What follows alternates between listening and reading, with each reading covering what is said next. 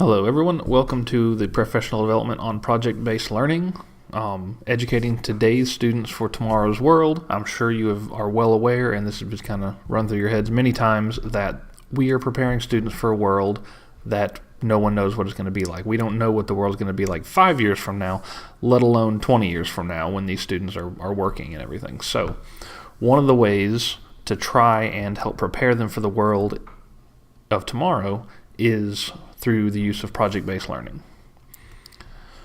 Project-based learning has been a big buzzword in education for so long that a lot of people don't honestly understand what it means or why it works. So we're going to spend a little bit of time today talking about project-based learning, what it is, why it works, and how you can use it in your classroom. First off, what is it? At its core, project-based learning simply asks a question or poses a problem that all students can answer. For example, what is cystic fibrosis and how is it caused? How can we beautify our school for $200? Why do bacteria in the soil help support life? Or design a better lunch menu for our school. You'll notice that all of these are simple questions that students can answer, but the catch is we want them to be questions that there's not just one simple answer for it. So you'll notice this first one, what is cystic fibrosis and how is it caused? That's not really a very good basis for project-based learning, but we'll get into that in just a minute. So these students are actually doing project-based learning. They have a hands-on activity where they're working on bridges. So why would you want to use project-based learning in your classroom? First off, it increases student engagement. Your students are going to be much more engaged in a project-based learning plan than they would doing worksheets or taking notes or any of the traditional teaching methodologies. Also, PBL fosters complex, abstract thought. It requires students to think more abstractly. It requires them to use their brains and get into those upper levels of blooms, which are much more complex than simple recall and regurgitation of information. Also, it simulates real-world situations. The stuff that you do in PBL are the kind of things that students would do in the real world. These are the kind of problems being solved in the real world. This is one of the reasons it's so helpful in preparing them for the future, because it teaches them how to solve problems, which is a skill that's always going to be valuable. It also focuses on those higher-level blooms. It gets away from the simple recall and moves towards the actual creation and synthesis. And it also fosters 21st century skills. We've all heard about the 21st century skills and why they're important in today's world, so PBL definitely helps with these. And it increases curriculum integration. In case you're unaware, curriculum integration is basically whenever you have projects or things that cross the curriculum. For example, you might have a social studies project where students perform research. Research is an English skill, so you would have that curriculum integration between social studies and research. You might have a project where students are using math in the science class, or they're using English in the science class. Any of these things. This is called curriculum integration, and PBL helps to increase that. The reason this is important is because curriculum integration is how the world works. You'll never see in the real world a problem that only uses math skills. Not in the real world. So it's important to help prepare students by doing these things. So now we're going to talk about how to actually implement project-based learning. First, you need to create a standards-based question or problem. Look at your standards, because remember, this is the content that we need to teach our students. Look at the standards and come up with a question or a problem for them. For example, how can we eliminate waste in the school cafeteria? Do you think this would be a good problem-based learning question? Yeah, it's pretty good. Some students might not be all that engaged in it because they don't care about eliminating waste, but a lot of them would. But this is a good problem-based learning question. Some of the reasons why it's good is because it allows for a lot of different solutions. There's a lot of different ways you can eliminate waste. It also requires students to kind of brainstorm and come up with different creative solutions. It would require students to actually go to the cafeteria and talk with the food service people and figure out how they do their job and what goes on there. There's all kinds of different things that students can do, real-world, authentic activities to help that they would need to do this research. They would be doing real-world research, by the way, on this too, so all kinds of different stuff. What were the contributing factors in World War I? Do you think this would be a good driving question? Not really, because it doesn't pose a problem for students to solve. All it does is just require them to look up some information. You wouldn't want to use what were the contributing factors to World War I in a problem-based learning approach. Now, is this important information to know? Absolutely. This is good knowledge to know. You need to know this stuff. But it does not lend itself well to a problem-based learning. How might we provide housing for the homeless in our area? Would this be a good problem-based learning question? Yeah. It would be especially good with students who have a strong sense of social responsibility. In other words, they feel like they want to help people, they want to help others in their society. So this would be an excellent one. You could come up with all kinds of different stuff. This one might be great in that you actually go out and make some housing for the homeless in the area. This is the idea behind the problem-based learning, is to not just live in a bubble in our theoretical educational bubble, is to actually go out and solve some of these problems. Back to how to implement. The second step is design a plan for the project. So you, as the teacher, this is where your lesson plans come in. You figure out the step-by-step ways that you're going to help them solve this problem. Now, this is much less strict than your traditional lesson plans. You don't have a set solution for your students to use or find because they haven't come up with it yet. But you still need to plan their learning activities. Plans design should incorporate content knowledge and skills. You definitely want to have your content knowledge in there. You want to have the skills and come back to your standards. You should also use 21st century skills. You should have that collaboration, that creativity, the critical thinking, and the communication. Have all of those in there. You should have in-depth inquiry. You should not simply give the students all the information. You should not give them the, quote, correct answer, unquote. You want them to be asking questions and finding the answers to those questions. That is the entire design behind this. You also want them to have voice and choice. Basically, that means that you want them to be able to put their own spin on things. You want them to be able to make choices that actually affect the outcomes. If you're going to say, how do you want to solve the homeless problem, or how might we solve the homeless problem, don't tell them the best way to solve it. Have them brainstorm ideas on how to solve it, discuss, prototype their ideas, go back and fix them and make them better, and so on and so forth. Make it theirs. You have to give them that voice. You have to give them the choice. Which brings us to the recursive revision. Recursive basically means the same thing going back on itself, doing over and over again. So recursive revision. This is problem-based learning is not something where it's one and done. You don't just do something once, turn it in, and it's done. Problem-based learning is where you do something, you make a prototype of your project, and then you have somebody look at it, give it critiques, and then you revise it. Then critique it again and revise it again. Rinse and repeat. This is a longer process than just a standard write an essay and be done with it. This would be if you're going to write something, because a lot of the problem-based learning is actual writing. So you would write, for example, a marketing brief, or you might do some accounting, whatever you're doing, and then have the other students look at it and give you feedback on it and workshop it, and then go back and revise it, make it better, bring it back again. Hey, this is better, but you could still fix this, that, and the other. Then go back and revise it again. Try it in a real-world situation. Did it work? No. Why not? Go back and revise it again. Try it again. Recursive revision throughout the entire process. Also, you need a public audience. Your public audience could just be your classroom, but we want to go further than that. We don't want to just kind of sit in the classroom and make a presentation to the same students who did the exact same project. They already know, for the most part, what each group did and why they did it and how it turned out. They don't care about the presentation. So you need to bring in other things, or you need to go out and present elsewhere. You need to present to business leaders. You can present to administration. You can present to district staff. You can present to people in the community. You can present to different colleges in the area. You can present all over the place. You want to get a public audience.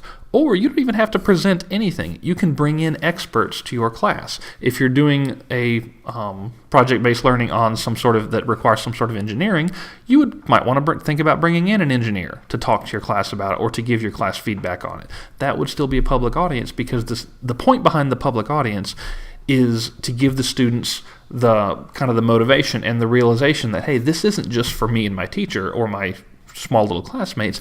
This is going out in the real world. This is going out to people who are actually not from the kind of the white tower of academia. They are actually in the real world, and they're going to form an opinion of me based on this project, so by dang it, I better do a good job. The third step on how to implement PBL is to prototype and test recursively. We already talked about recursive testing and refining and going back and forth.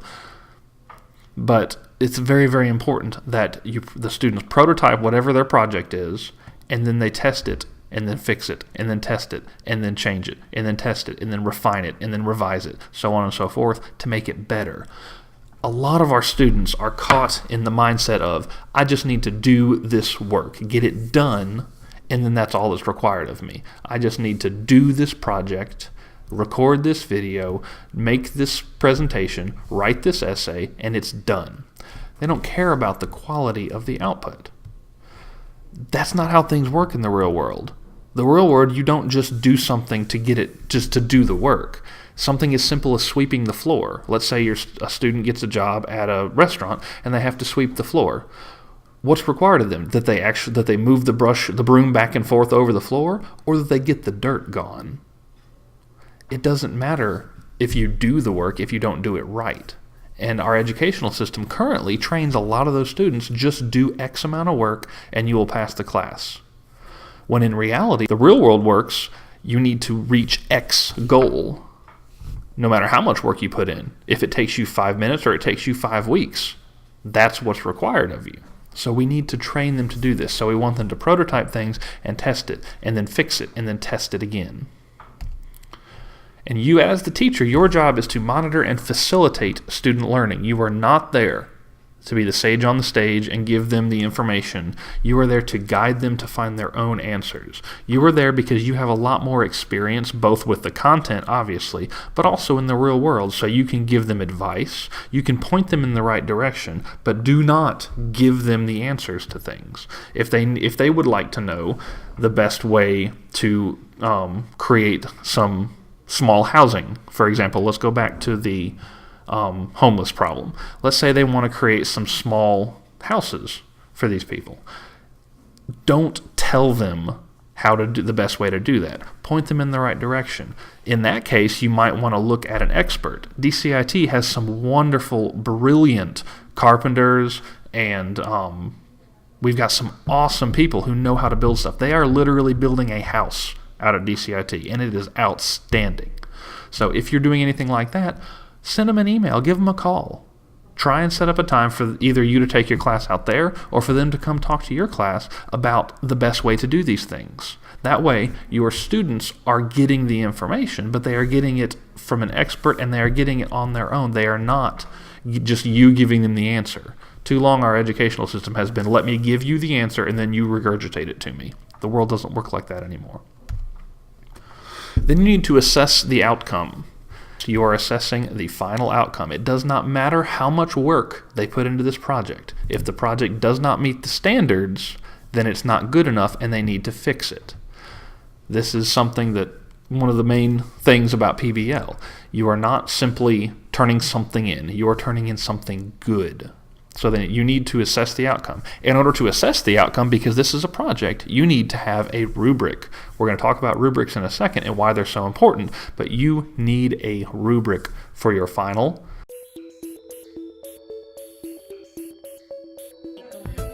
They're really helpful because if you don't have any sense of direction, the rubrics give you a guide for what you need to be working for specifically.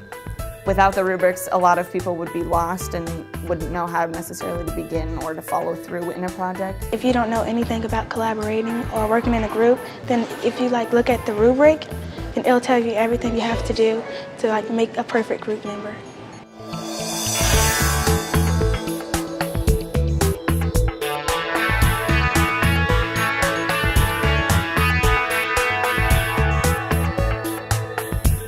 What's hard about the 4 C's is that so often teachers will say, I don't know how to assess these. Because it's not immediately obvious how to measure collaboration or how to measure critical thinking, sometimes it falls by the wayside. The rubric scale provides the criteria for success. What specific actions that teachers can see our students doing to show us that they actually know the material. The rubrics allow us to really make sure that every assessment really gets at all of those higher level thinking skills that we want to have kids see. I think the rubrics have been very helpful in refining what proficiency looks like so that you're not on your own as a teacher deciding, I think it looks like this for this assignment. The rubric tells you these are the skills that you're looking for and this is the level that makes it proficient. We use a lot of the systems thinking rubrics, or we manipulate those rubrics so it fits our classroom and what we're doing. The rubric is really clear, and I think it helps the students see the need to think about how am I choosing the correct tools, how am I choosing the correct message, and helps them to see that difference between proficient and excellent. We've had the kids use rubrics too and design rubrics on their own. They know what their expectation is when the rubric is there, and so it pushes them that much further to reach their learning goals on their own. Modeling is important. If I just gave them the document, they would never understand what they had to do. So looking at models and giving them feedback that pertains directly to the rubric criteria and having them self-assess and assess each other using that criteria. The rubric is going to eventually kind of wean out and not be a focus, but it will always be there as part of, now remember, how do you work well as a group? And that you need out there in the real world. They're not going to put you in a cubicle and say, solve this problem. They're going to put you with a group of people and say, work together, I want an answer. So they've got to have those skills. They're important. You really need to create an assessment worth teaching to. And we believe that's what we've done. So now we're starting to see our teachers really buy into this assessment, and they're changing classroom instruction in order to ensure our students are well prepared for not only this assessment, but the challenges they'll have in the future. Now here's just some quick pointers on rubrics. You should already be pretty familiar with rubrics if you're working in education, but just some quick pointers to make sure everybody's on the same page. First, give them the rubrics early on in the process. You don't want to wait until the last minute to give them the rubric for something. And dear Lord, you do not want to not give them the rubric at all and just grade them on a rubric after they turn their project in that they never even saw. Give them the rubric early, because that's what they're going to use to critique each other. That's what they're going to use to design their projects. Use that rubric for the recursive revision. Like I said, have the students give each other criticism. You can give them criticism that uses that rubric. That way they have a basis for their analysis. They're not just, well, I don't like it, it's not pretty, or something like that. You've got the concrete criteria from that rubric. So when you're using that rubric, use it in your peer editing. Also have audience rubrics. If you're going to present for an audience, or if you're going to have an engineer come in and look at the stuff, or whoever, an expert come in and look at it, give them a rubric, or have them bring their own. A lot of experts would have their own criteria, and either they will have a rubric, or you can say, hey, what criteria do you look for? Let me bang up a rubric for you if your expert is either not familiar with rubrics or doesn't have the time and energy to make one. And also, you want to have your final review be based on that rubric. Your final look at the project is using that rubric. Now, you cannot click on this, obviously, because it's a video, but I'm going to embed this presentation in the Schoology course. There are a lot of rubrics that the Buck Institute for Education has created, and they're right on that link. And the last step for how to implement PBL in your classroom is to evaluate and reflect on the experience. This is for both you and the students. Your students should reflect on it and think back over what they have learned, how they have learned it, how has this prepared them for the real world, how can they use this in the future, did they solve the problem? If not, why? If they did, awesome, what helped them solve the problem? How were they successful? And then how can they use the skills that they've gained in other contexts, in other contents, in other areas in the rest of their life? For you need to reflect on the experience. What went well? What didn't go well? How did your students fare on this project? What could you have done to make it even better? So on and so forth, so that in the future you can do it even better, even more effectively, and help your students. Here are a few example PBL projects. Again, this is not, you obviously can't click on this, but this presentation is in the Schoology course. The first one is High Tech High. High Tech High is very well known for their use of project-based learning. The Buck Institute for Education, I've already referenced them once. And that third one, Zombie Survival, is one that I actually made and used with my 9th grade ELA honors students. Used to great effect. Go find them and ask them about it, and they will sing its praises, although a couple hated it because it made them work really, really hard.